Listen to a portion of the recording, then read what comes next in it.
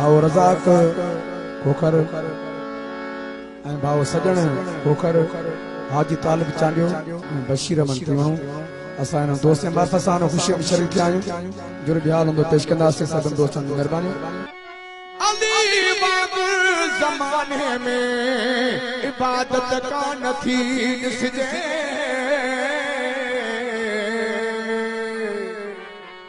इबादत में कसम हक जो शहादत कान थी ॾिसजे